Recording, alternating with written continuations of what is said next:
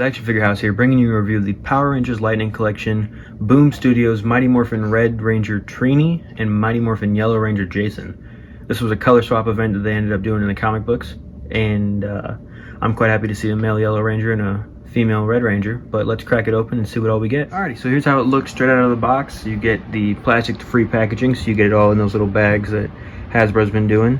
As you can see, they rip pretty easy, but I mean, they do protect the figures. So let's open these up and see how the figures look. Alrighty guys, so here's how they look almost directly out of the box. I did end up switching their helmets with civilian heads and all that. Jason's head was very tight to get on. It took me about an hour just to get it on there. I had to end up heating it up so it would fit. But I don't really want to take it back off and spend all that time trying to get it back on there. Trini's head wasn't that bad, but they do come with these nice little civilian heads that are based off the comic book. They're nice and all.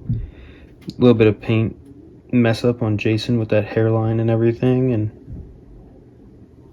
but overall they look pretty decent. Both Rangers do come with the Blade Blaster in all three modes. You've got the store mode, which goes in their little holsters, blaster mode, and blade mode for both Rangers. You get this nice little effect piece for the sword with Trini, and then two little effect pieces for the daggers with Jason. You get the power sword. This one looks better than the actual Jason one, minus a few little paint mishaps right there on the coin, but other than that, they're not bad. Then you get two daggers with Jason. These look almost identical to the ones that came with the original Trini, minus like paint mishaps there, but they're also missing the holes that Trini's came with.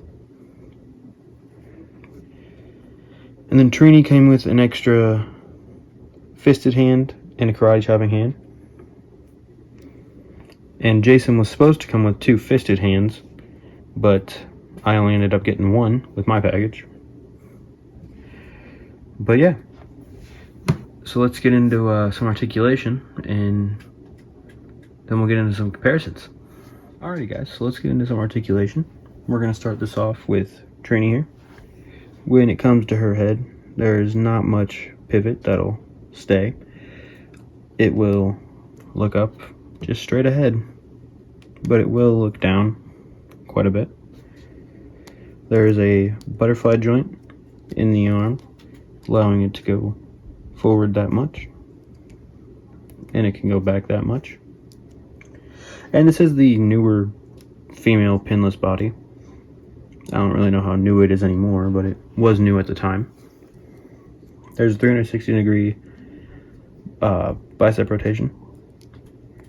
Double jointed elbows, allowing it to bend up that much. 360-degree at the wrist. Then with these open hands, there is a up and down side to side hinge. And then with the karate chop hand, it is a straight up and down. And then with the fisted hand, it is a straight up and down also.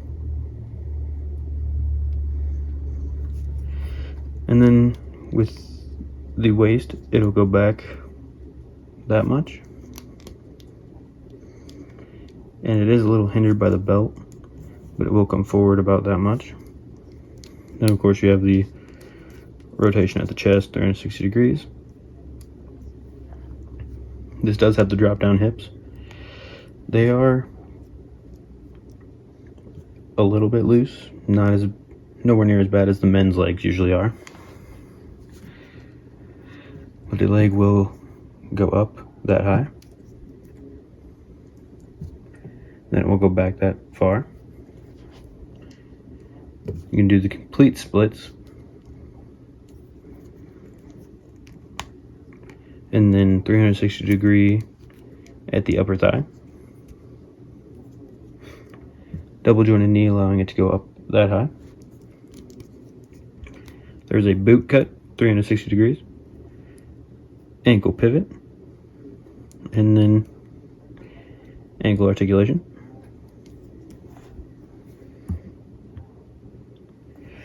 And now on Jason.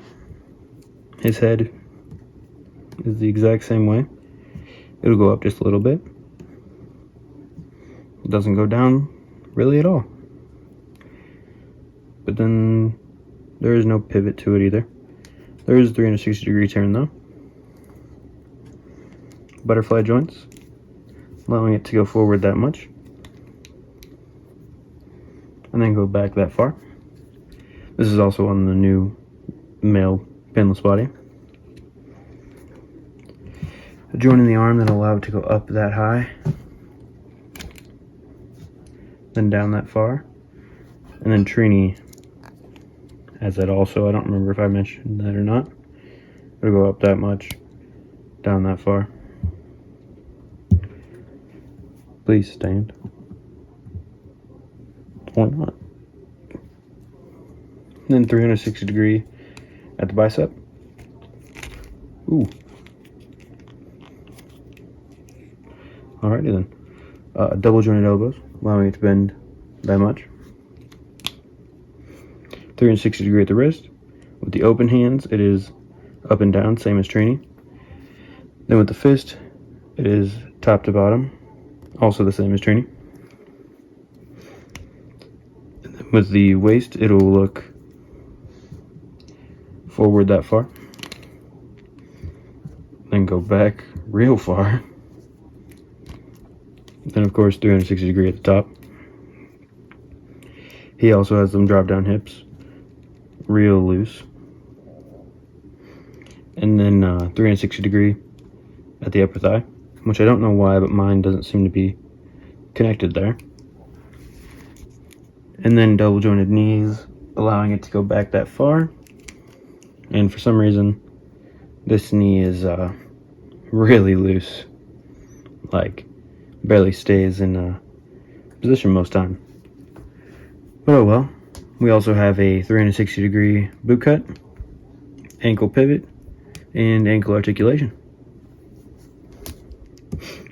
But yeah, with the articulation out of the way, let's get into the heights of the figures, and then we'll get into some size comparisons.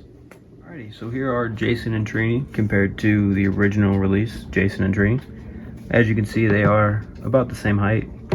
The new Jason does kind of stand a little bit shorter than the original Jason, only because of those drop down hips. He can't really stand up straight, but doesn't look too bad.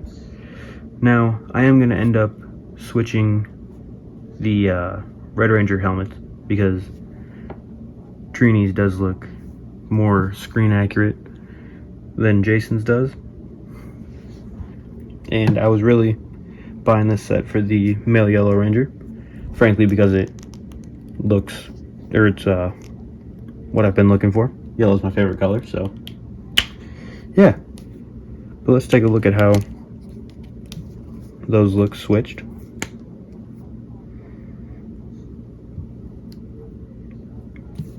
Doesn't seem to look too bad.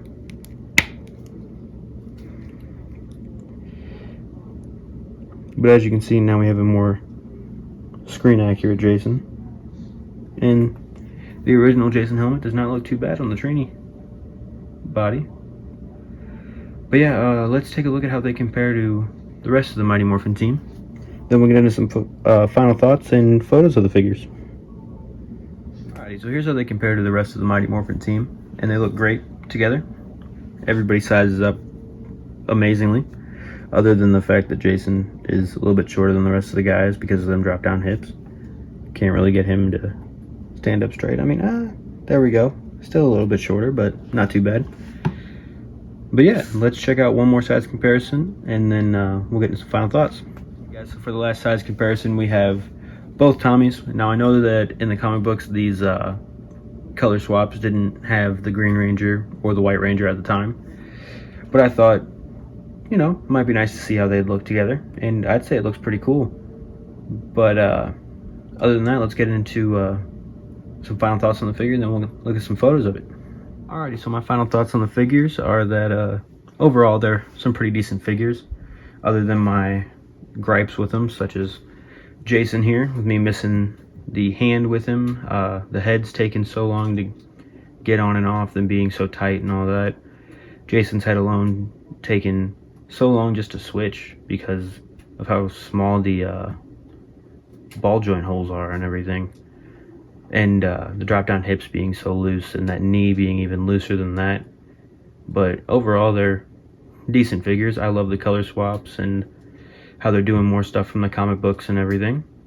And yeah, even Trini, after that head swap I did, I think that head honestly fits it better. I am happy to have that new head for the original Jason, but yeah, they're pretty decent figures. As long as yours aren't as messed up as mine, I'd say add them to your collection. But yeah, this has been an Action Figure House review. Thank you for watching. One more thing I wanted to add before we go. This 2-pack is nice because for your Super Sentai fans, because the original Yellow Ranger was actually a male. So if you have the rest of the Mighty Morphin team, you just throw him in there in place of Trini, and it looks like you got a Super Sentai lineup. But yeah, that was one more final thought I forgot to add in there. But yeah, thanks for watching.